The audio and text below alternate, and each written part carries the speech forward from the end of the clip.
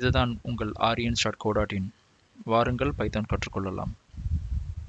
இது இரண்டாவது வீடியோங்க. இதுக்கு முன்னாடி வீடியோ பார்க்காதவங்க ஃபர்ஸ்ட் வீடியோட லிங்க்கை நான் கீழே கொடுத்துருக்கேன்.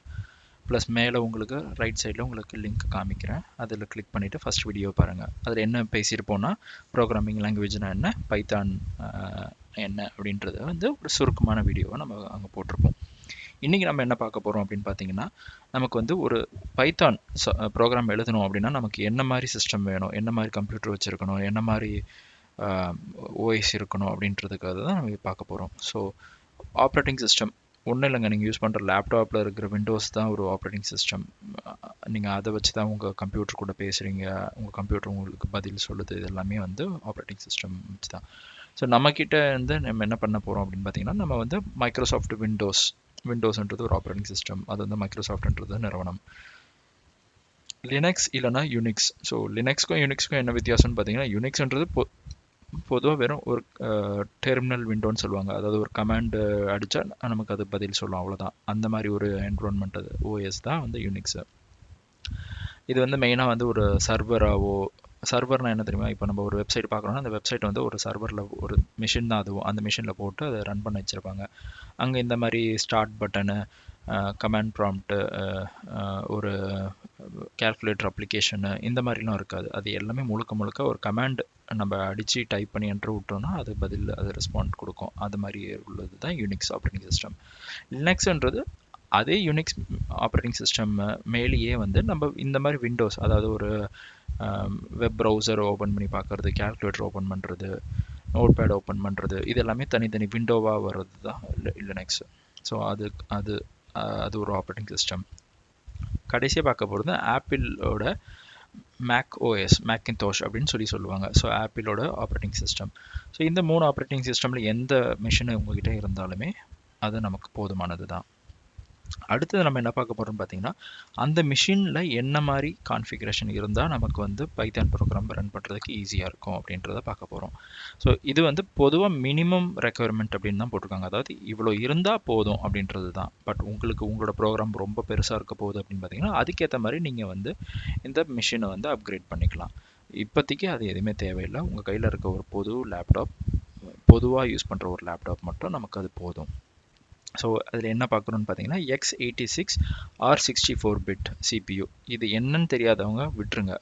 உங்கள்கிட்ட என்ன லேப்டாப் இருக்கோ அதை யூஸ் பண்ணுங்கள். ஸோ இன்டெல்ன்றது ஒரு ப்ராசஸர் கம்பெனி, அவங்களோட ப்ராசஸர் யூஸ் பண்ணலாம். இல்லை AMDன்றது ஒரு ப்ராசஸர் டைப், அந்த AMD ப்ராசஸர் இதையும் யூஸ் பண்ணலாம் நீங்கள். அதுக்கப்புறம் பார்த்தீங்கன்னா ரேம். ஸோ ரேண்டம் ஆக்சஸ் மெமரின்னு சொல்லுவாங்க. அதாவது ஒரு கம்ப்யூட்டர் ஆன் பண்ணுறதுக்கு முன்னாடி ஒரு சில செட் ஆஃப் டேட்டா இது எல்லாத்தையும் கொண்டு போய் மெமரியில் வச்சுக்கிட்டு அதுக்கப்புறம் தான் கம்ப்யூட்டர் ஆன் பண்ணும். ஸோ அதுக்காக யூஸ் பண்ணுறது தான் இந்த ரேண்டம் ஆக்சஸ் மெமரி. இது குறைஞ்சபட்சம் 4 GB அப்படின்னு சொல்லி போட்டிருக்காங்க. நம்ம 4 யூஸ் பண்ணலாம், 8 யூஸ் பண்ணலாம், 16 யூஸ் பண்ணலாம், 32 யூஸ் பண்ணலாம். எவ்வளோ வேணுமோ நம்ம அதை யூஸ் பண்ணிக்கலாம். அதே மாதிரி ஹார்ட் டிஸ்க் நம்ம இப்போ பைத்தான் ப்ரோக்ராம் ரன் பண்ணணும் அப்படின்னா நம்ம எழுதுகிற கோடு போக நம்ம பைத்தானோட இன்டர்பிரட்டர், பைத்தானுக்குன்னு வந்திருக்க பேக்கேஜ், இது எல்லாத்தையுமே நம்ம பதிவு பண்ணணும் அப்படின்னும்போது நமக்கு ஒரு minimum 5 GB 5 GB hard disk இருந்தால் போதும் போட்டிருக்காங்க. அது 5ஆகவும் இருக்கலாம், 10ஆகவும் இருக்கலாம், 20ஆகவும் இருக்கலாம், அது உங்கள் விருப்பம். ஸோ இதுதான் ஆப்ரேட்டிங் சிஸ்டம் நம்ம யூஸ் பண்ண போகிற செட் ஆஃப் ஆப்ரேட்டிங் சிஸ்டம். இதுதான் மினிமம் ரெக்குயர்மெண்ட்ஸ். இதில் இப்போ நான் என்ன பண்ண போகிறேன் அப்படின்னு பார்த்தீங்கன்னா, நான் யூஸ் பண்ண போகிறது யூனிக்ஸ் லினக்ஸ் ஆப்ரேட்டிங் சிஸ்டம். ஓகேவா? ஸோ லினக்ஸ் கமாண்ட்லேயே நம்ம சாஃப்ட்வேர் அந்த பைத்தான் ப்ரோக்ராமை ரன் பண்ணுறது என்ன ஏதுன்றதெல்லாம் பார்க்க போகிறோம். ஸோ ஃபஸ்ட்டு இன்ஸ்டால் பண்ணுறதுக்கு முன்னாடி பொதுவாக ஒரு மிஷின்னு பார்த்தீங்கன்னா, ஒரு சில லினக்ஸ் மிஷினில் ஆல்ரெடி பைத்தான் இன்ஸ்டால் பண்ணி வச்சுருப்பாங்க. நம்ம பைத்தான் இன்ஸ்டால் ஆகிருக்கா அப்படின்றத செக் பண்ணுறது எப்படி பண்ணலாம்னு பார்த்தீங்கன்னா, இது பைத்தான் லினக்ஸ்க்கு மட்டும் கிடையாதுங்க. விண்டோஸ் மிஷின்லேயே சப்போஸ் நீங்கள் வச்சுருக்க லேப்டாப்பில் ஆல்ரெடி உங்கள் நண்பர்களோ இல்லை உங்கள் வீட்டில் இருக்கவங்க வேறு யாராவது பைத்தான் யூஸ் பண்ணுறவங்க ஏற்கனவே இன்ஸ்டால் பண்ணி இருந்தால் அதை எப்படி பார்க்கலாம், எப்படி கண்டுபிடிக்கலாம் அப்படின்னு பார்த்தீங்கன்னா, கமாண்ட் ப்ராம்ப்ட் இல்லைனா யூனிக்ஸ் யூஸ் பண்ணுறவங்க டெர்மினல் விண்டோ ஓப்பன் பண்ணி, இல்லை மேக் யூஸ் பண்ணுறவங்க terminal command prompt window open பண்ணி பைத்தான் ஸ்பேஸ் -- வெர்ஷன் அப்படின்னு அடிச்சிங்கன்னா பைத்தான் வெர்ஷன் 2.7.18ன்னு சொல்லி உங்களுக்கு பிரிண்ட் ஆகும். ஸோ இது 2 டாட் எனி நம்பர், இதுக்கு பின்னாடி இந்த 7 இல்லை .18 இது எதுவாக இருக்கலாம், ஆனால் முன்னாடி 2ன்னு இருந்துச்சுன்னா இது வந்து பைத்தான் வெர்ஷன் 2 வந்து உங்கள் மிஷினில் இருக்குது அப்படின்னு அர்த்தம். இதே பைத்தான் 3, ஸோ பைத்தான் 3ன்றது தான் இப்போ லேட்டஸ்ட் வெர்ஷன். ஓகேவா? ஸோ பைத்தான் 2க்குமே 3க்குமே நிறைய வித்தியாசம் இருக்கும். நம்ம ஆனால் கற்றுக்க போகிறது பைத்தான் 3 தான். பைத்தான் 3ல நிறைய அட்வான்ஸ்டு டாபிக்ஸ், நிறைய சேஞ்சஸ் பண்ணியிருக்காங்க. ஸோ அட்வான்ஸ்ட் டாபிக்னு வரும்போது அது எல்லாத்தையும் நம்ம பின்னாடி வர வீடியோஸில் நம்ம பார்க்கலாம். ஸோ இப்போ பைத்தான் 3யும் இருக்குதான்னு செக் பண்ணணும்னா அதுக்கு நீங்கள் என்ன டைப் பண்ணணும்னா பைத்தான் 3 ஸ்பேஸ் ஹைஃபன் வெர்ஷன் அப்படின்னு டைப் பண்ணிங்கன்னா பைத்தான் 3.8.6. ஸோ இப்போ இந்த மிஷினில் வந்து 3.8.6 இருக்குது. ஸோ உங்கள் மிஷினில் 3.5.3 இருக்கலாம், இல்லை 3.9 இருக்கலாம். ஒன்று இந்த வெர்ஷனோட அதிகமாக இருக்கலாம், இல்லை அதோட கம்மியாக இருக்கலாம். பட் எது இருந்தாலும் பைத்தான் 3 நம்மக்கிட்ட இருக்கான்றதை மட்டும் நம்ம பார்த்துக்கலாம். ஸோ இதுதான் வந்து பைத்தான் அந்த மிஷினில் இருக்கான்னு செக் பண்ணுறதுக்கான கமாண்டு. அடுத்து நம்ம என்ன பண்ண பார்த்தீங்கன்னா பைத்தானோட வெப்சைட்டு. ஸோ சப்போஸ் உங்கள் மிஷினில் பைத்தான் இல்லை அப்படின்னு நீங்கள் கண்டுபிடிச்சிட்டிங்க, பைத்தான் வெர்ஷன் டைப் பண்ணால் எனக்கு வந்து அப்படி ஒரு கமாண்டே இல்லைன்னு சொல்லி வருது, அப்படி ஒரு அப்ளிகேஷன் இல்லைன்னு சொல்லி வருது அப்படின்னு சொல்லி உங்களுக்கு ஏதாவது தெரிஞ்சிச்சுன்னா அப்போ நீங்கள் வந்து பைத்தானை வந்து டவுன்லோட் பண்ணி அதுக்கப்புறம் இன்ஸ்டால் பண்ணிக்கலாம். ஸோ டேரெக்டாக வேணுன்னா python.org போயிட்டு அதுக்கப்புறம் அங்கே டவுன்லோட்ஸ் அப்படின்ற லிங்கை கிளிக் பண்ணலாம். அப்படி இல்லாதவங்க டேரெக்டாகவே python.org/downloads அப்படின்னு கொடுத்தீங்கன்னா பைத்தானோட டவுன்லோடு பேஜுக்கு போயிடும்.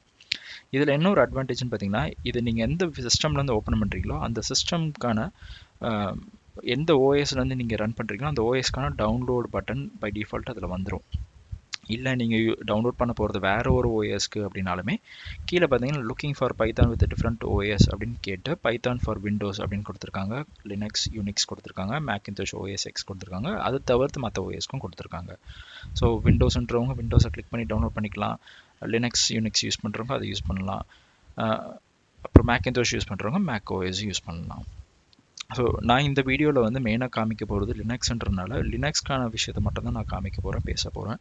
சப்போஸ் உங்களுக்கு வந்து விண்டோஸில் எப்படி பண்ணணும் என்ன இதுன்றது இருந்தால் கமெண்ட் பண்ணுங்கள், நான் உங்களுக்கு முடிஞ்சால் அது ஒரு வீடியோவாக எடுத்து பதிவு பண்ணி போடுறேன். ஸோ இப்போ Python setup and installation. So அதை பார்ப்போம் எப்படின்னா. ஸோ பைத்தான் லினக்ஸில் இன்ஸ்டால் பண்ணணும் அப்படின்னு பார்த்தீங்கன்னா லினக்ஸில் வந்து பேக்கேஜ் மேனேஜர்னு உண்டு.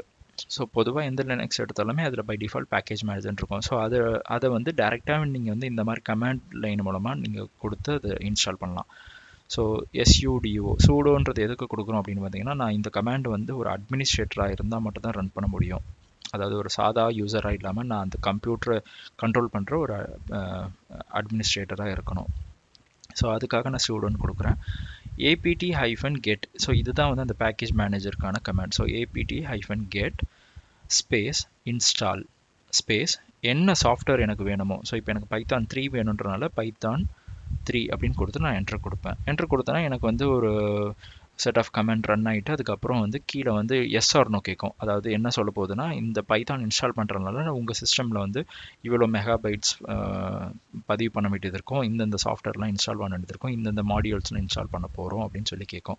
அதுக்கு நீங்கள் எஸ் ஒய்னு ப்ரெஸ் பண்ணிவிட்டு என்ட்ரு கொடுத்தீங்கன்னா அது வந்து ஃபுல்லாக இன்ஸ்டாலேஷன் முடிஞ்சிடும். சரி, இன்ஸ்டாலேஷன் முடிஞ்சிருச்சு அப்படின்றது எப்படி கன்ஃபார்ம் பண்ணலாம் அப்படின்னு பார்த்தீங்கன்னா, முடிஞ்ச உடனே அதுவே வெளியில் வந்துடும். அப்படி இல்லாதவங்க இந்த கமாண்ட் கொடுத்து செக் பண்ணிக்கலாம். where is where is space அந்த பைத்தான் 3 அப்படின்னு கொடுத்தீங்கன்னா இவ்வளோ லொக்கேஷன்ஸ் காமிக்குது. இதெல்லாம் என்னன்னு பார்த்தீங்கன்னா இந்த பைத்தான் 3 இன்ஸ்டால் ஆன சிஸ்டம் லொக்கேஷன்ஸ். இதை இந்த வேரியஸ் கமாண்டுன்னு மட்டும் யூஸ் பண்ணணும்னு அவசியம் கிடையாது. இதை வந்து விச் ஸ்பேஸ் பைத்தான் 3ன்னு கொடுத்தாலுமே அது வந்து உங்களோட பைத்தானோட ஹோம் டைரக்டரி, அதாவது உங்கள் பைத்தானை வந்து எங்கே வந்து மெயினாக இன்ஸ்டால் ஆகிருக்கோ அந்த லொக்கேஷனை மட்டும் உங்களுக்கு எடுத்து காமிக்கும். ஸோ அது வந்து /user/bin/python3 அப்படின்னு சொல்லி இன்ஸ்டால் ஆகிருக்கு. ஸோ இதுதான் வந்து லினக்ஸில் இன்ஸ்டால் ஆகிற லொக்கேஷனை கண்டுபிடிக்கிற கமாண்டு. சரி, நம்ம இப்போ வந்து ப்ரோக்ராமிங் லாங்குவேஜை பற்றி பார்த்துருக்கோம், பைத்தானை பற்றி பேசிக்காக பார்த்துருக்கோம், ஒரு பைத்தானை டவுன்லோட் பண்ணுறதுக்கு பார்த்துருக்கோம், பைத்தான் ரன் ஆகிறதுக்கு சிஸ்டம் என்ன ஆப்ரேட்டிங் சிஸ்டம் இருக்கணும், அது எவ்வளோ மினிமம் ரெக்குவயர்மெண்ட் இருக்கணும், அந்த சிஸ்டம் எவ்வளோ மிஷின் கெப்பாசிட்டி இருந்தால் அது ரன் ஆகுன்றதை பார்த்துருக்கோம், அது எப்படி இன்ஸ்டால் பண்ணணுன்றதை பார்த்துருக்கோம், அந்த இன்ஸ்டால் ஏற்கனவே பண்ணியிருந்தால் அது எப்படி செக் பண்ணணும், அது என்ன வேர்ஷன் செக் பண்ணணுன்றது வரைக்கும் பார்த்துட்டோம். இதுக்கப்புறம் நம்ம என்ன பார்க்க போகிறோம் அப்படின்னு பார்த்தீங்கன்னா, அடுத்த வீடியோவில் நம்ம முதல்ல நம்மளோட பைத்தான் கோடு எழுதி அதை ரன் பண்ணி பார்க்க போகிறோம். ஸோ அடுத்த வீடியோ பாருங்கள். நன்றி, பாய், டேக் கேர்.